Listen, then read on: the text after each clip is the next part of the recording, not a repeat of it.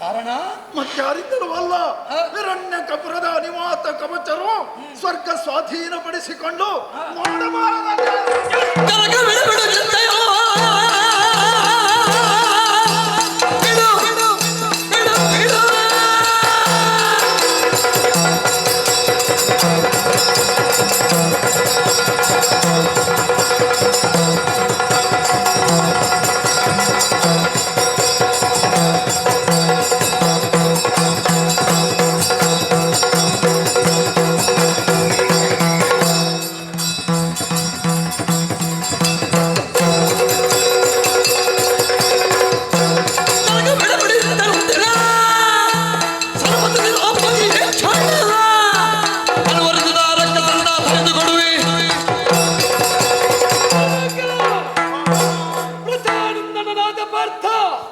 ಕೇವಲ ಮೇದಿನಿಯಲ್ಲಿ ಮಾತ್ರ ಧರ್ಮ ಸ್ಥಾಪನೆಗೆ ಹೊರಟವನಲ್ಲ.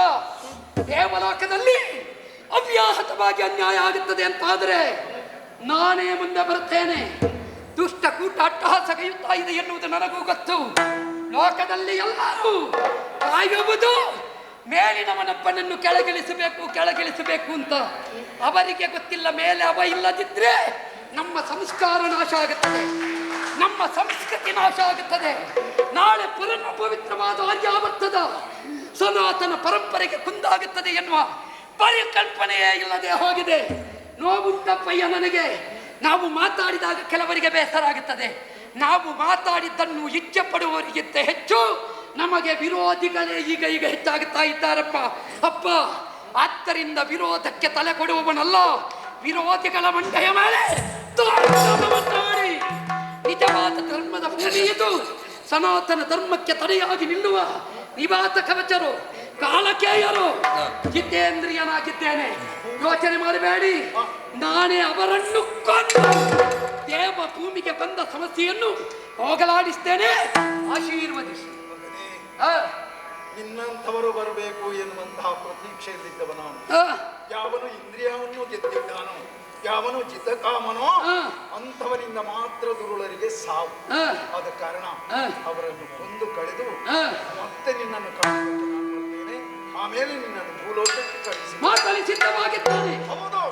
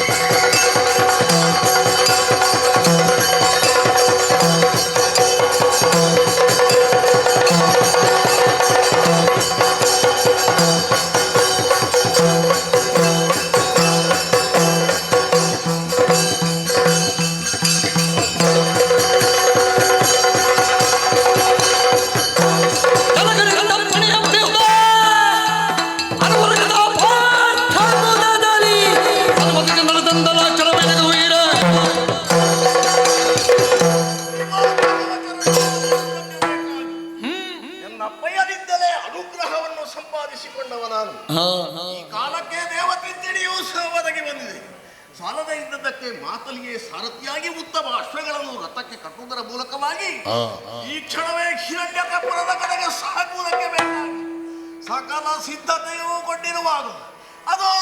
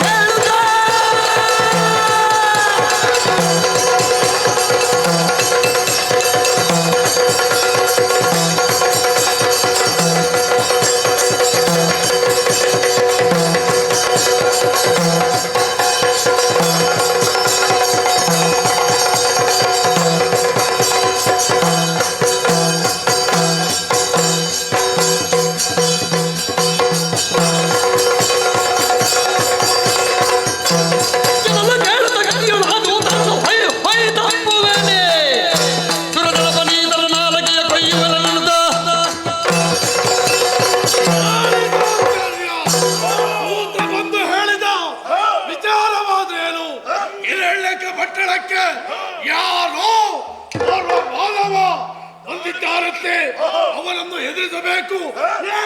ಬಿಡುತ್ತಿದ್ದೇನೆ ಕೊನೆಗೆಲ್ಲ ಕೊಚ್ಚಿ.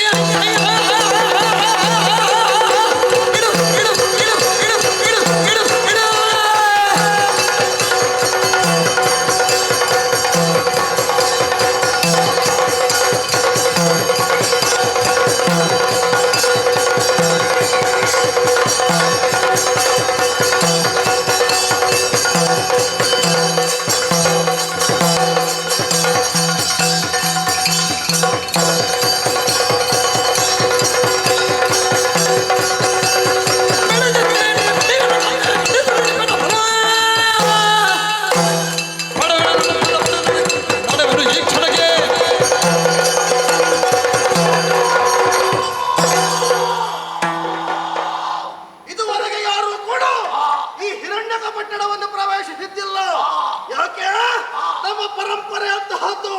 ನಮ್ಮ ಹೆಸರು ಕೇಳಿದ್ರೆ ಎಲ್ಲರೂ ಕೂಡ ಗಡಗುಟ್ಟಿ ನಡುಗುತ್ತಾ ಇದ್ರು. ಅಂತಹ ಸಾಮರ್ಥ್ಯ ನಮ್ಮದ್ದು. ಅಂತಹದ್ರಲ್ಲಿ ನರನಾರು ಬಂದಿದ್ದಾರೆ ಅಂತಂದ್ರೆ ಬಿಡುವುದು ಸಾಧ್ಯವೇ ಇಲ್ಲ. ಒಂದು ಅವಕಾಶ ಕೊಡು, ತೆರಳುತ್ತೇನೆ.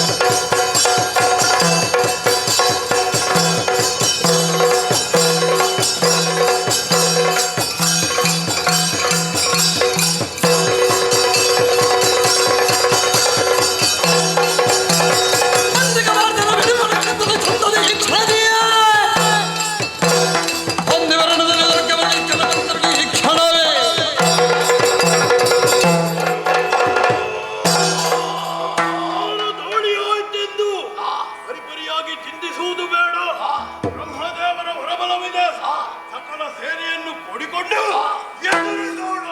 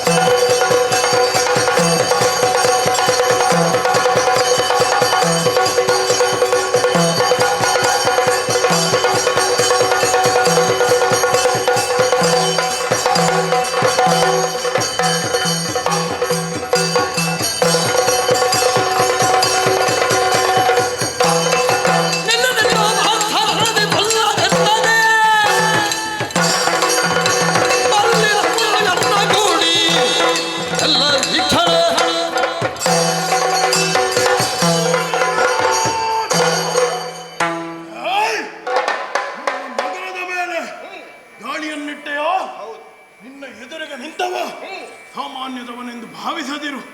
ನಾವೇ ನಿವಾತಕವಂತರು. ನಿನ್ನಲ್ಲಿ ಸಾಮರ್ಥ್ಯವಿದ್ದರೆ ವಿಧಿಯ ಬಲವಿದೆಂದು ವಿಧಿಯ ಬಲವಿದೆಂದು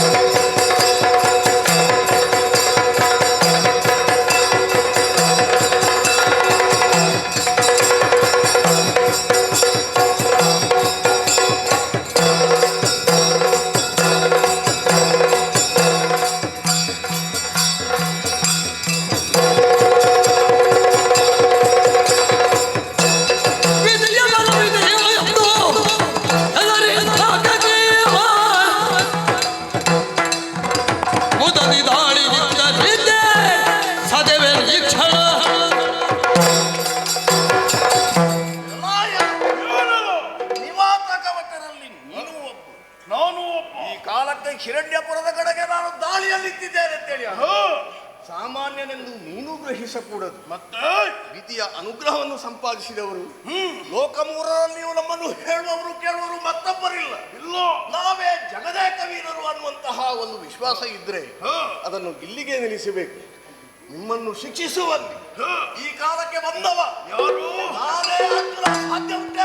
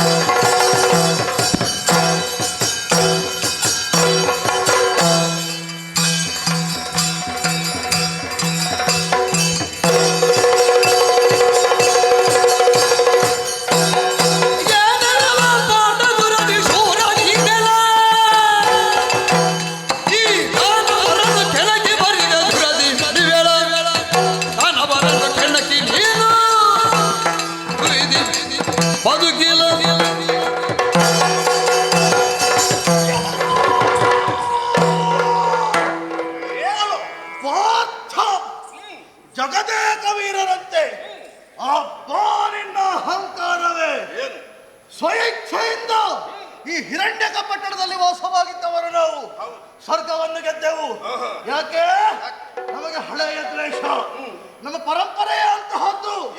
ಕನಕಾಕ್ಷ ಕನಕ ಶಬರ ಮೊಮ್ಮಕ್ಕಳು ನಾವು, ಸುಹ್ಲಾದನ ಮಕ್ಕಳು, ನಿವಾತ ಕವಚರು. ನಮ್ಮನ್ನು ಕಂಡ್ರೆ ಎಲ್ಲರೂ ಕೂಡ ಗಡುಗುಟ್ಟಿ ನಡುಗುತ್ತಾರೆ. ಅಂತಹದರಲ್ಲಿ ನೀನು ಇಲ್ಲಿವರೆಗೆ ಬಂದಿದ್ದಿ ಅಂತಾದ್ರೆ ನಿನಗೆ ಹೋಗುವ ಕಾಲಕ್ಕೆ ಬಂದಂತಹ ಬುದ್ಧಿ. ಕರವಾಳ ಧರಿಸಿದ್ದೇನೆ, ಶೋಭೆಗಾಗಿ ಇರುವುದಲ್ಲ. ಹಿಡಿದಂತಹ ಕರವಾಳ ಶಿರಹಾರಿ ಬಲ್ಲೆ ಬಲ್ಲೆ ಕಳ್ಳ ಸೂರ್ಯ ಬಲ್ಲೆ ಬಲ್ಲೆ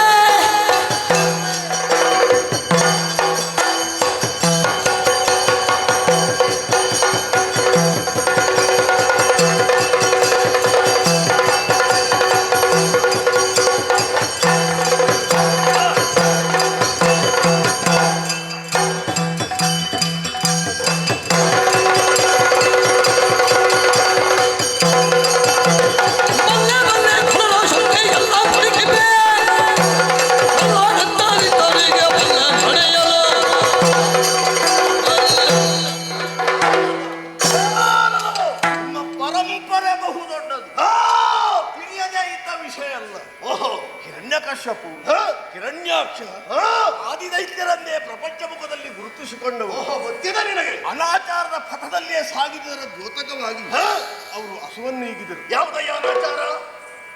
ಯಾವುದು ಅಂತ ಹೇಳಬೇಕು? ಹಿರಣ್ಯಕಶ್ಯಪ ಹರಿಯನ್ನು ದ್ವೇಷಿಸಿದ್ದೇ ಅನಾಚಾರ. ಒಪ್ಪಿಕೊಳ್ತೀಯ? ಆಗುವುದಿಲ್ಲ. ಯಾಕಾಗುವುದಿಲ್ಲ? ನಾವು ನಡೆದದ್ದೇ ನಮಗೆ ಧರ್ಮ. ಅದುವೇ ಹೇಳೋದು ನಾವು. ಇನ್ನೊಬ್ಬರು ಅನ್ಯಾಯ ಅನಾಚಾರ ಅಂತ ಹೇಳಿದ್ದೆಲ್ಲವೂ ಕೂಡ ಎಲ್ಲವೂ ಕೂಡ ನಮಗೆ ನಗಣ್ಯ. ಯಾಕೆ? ಎಲ್ಲರೂ ಕೂಡ ನಮಗೆ ಹೇಳ್ತಾರೆ ತಲೆಯನ್ನು ಹೊಡೆದು ಬದುಕುತ್ತಾರೆ ಎನ್ನುವ ಹಾಗೆ. ತಲೆ ಹೊಡೆದು ಬದುಕತೆ ಇದ್ರೆ ನಮಗೆ ಬದುಕುವುದಕ್ಕೆ ಯಾರು ಕೂಡ ಅವಕಾಶವನ್ನು ಕೊಡುವುದಿಲ್ಲ. ಆದ್ದರಿಂದ ನಾವು ನಡೆದದ್ದೇ ದಾರಿ ನಮಗೆ. ಅದು ಸುಮ್ಮನೆ ನೀವು ನಡೆದದ್ದು ದಾರಿಯಲ್ಲಿ ಇದ್ರೆ ದಾರಿ ಹೌದು. ಹೌದು, ದಾರಿಯಲ್ಲಿ ಇಲ್ಲ ಅಂತ ನೀನು ಹೇಳುವುದಾ? ದಾರಿಯಲ್ಲಿ ಇಲ್ಲ. ಓಹೋ, ಯಾಕೆ? ಯಾಕೆ? ಹಿರಣ್ಯಕಶ್ಯಪನ ಮಗ ಪ್ರಹ್ಲಾದ ಪರಮ ಭಾಗವತೋತ್ತಮನಾಗಿ ಕಾಣಿಸಿಕೊಂಡವ. ಅವನಲ್ಲಿರುವಂತಹ ಸಚ್ಚಾರಿತ್ರ್ಯವನ್ನು ಮೈಗೂಡಿಸಿಕೊಂಡು ಲೋಕಮುಖದಲ್ಲಿ ಅತಿ ಎತ್ತರವಾದ ಸ್ಥಾನವನ್ನು ಹೊಂದುವುದಕ್ಕೆ ನೀವು ಪ್ರಯತ್ನ ಪಡಬೇಕು. ನಿಮಗೆ ಆ ಬುದ್ಧಿ ಬರಲಿಲ್ಲ.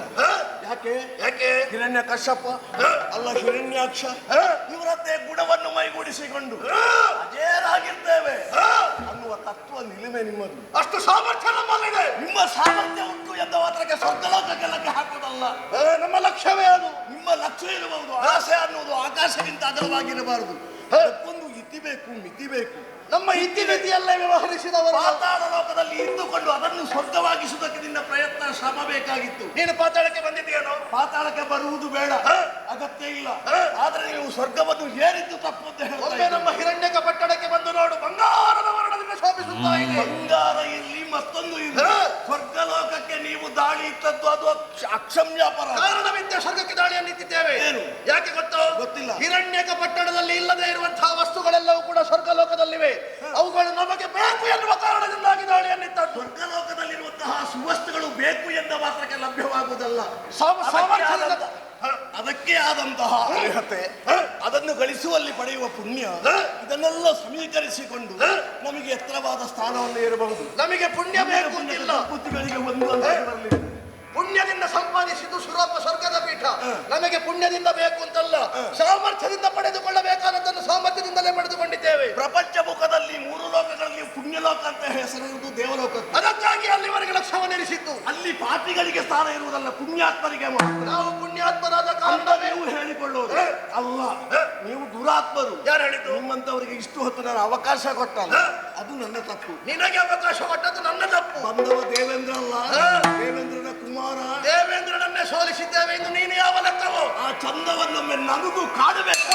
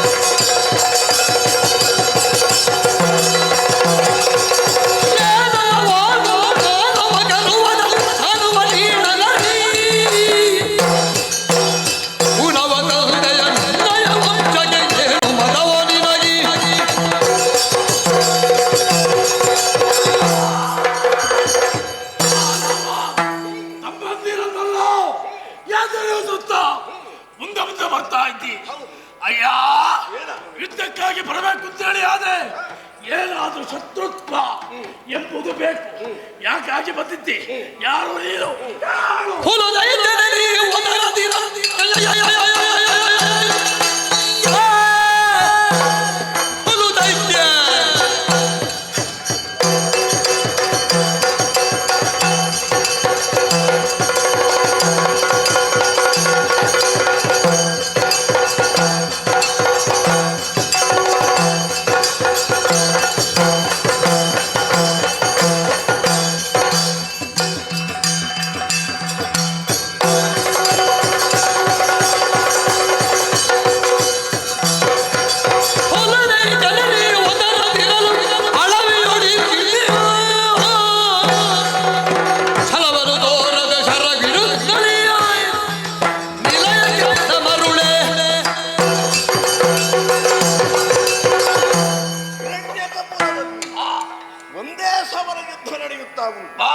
ನಿನ್ನ ಬೆಂಬಲಿಗರು ಯಾರಿದ್ದಾರೆ?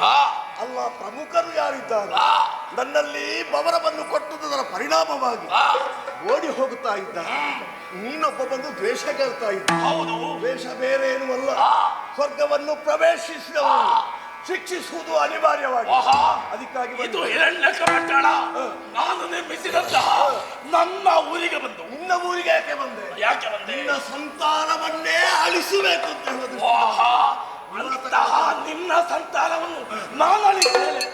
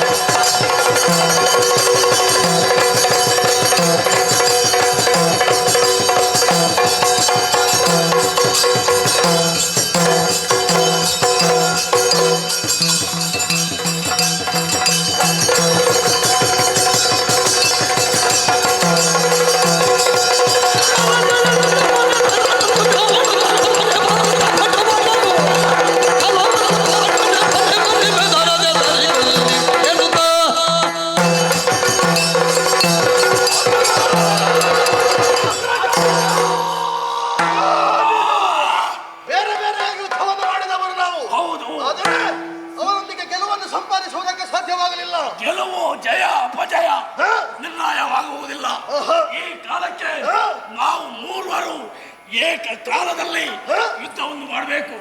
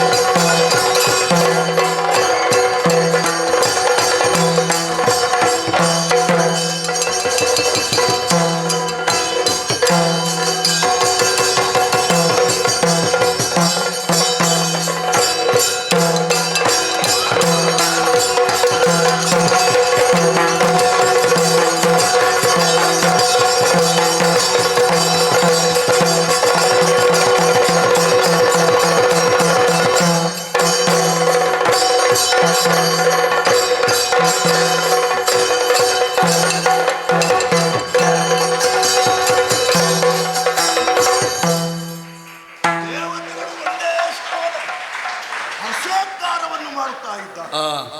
ಮನಸ್ಸಿಗೆ ಆನಂದವಾಗಿದೆ.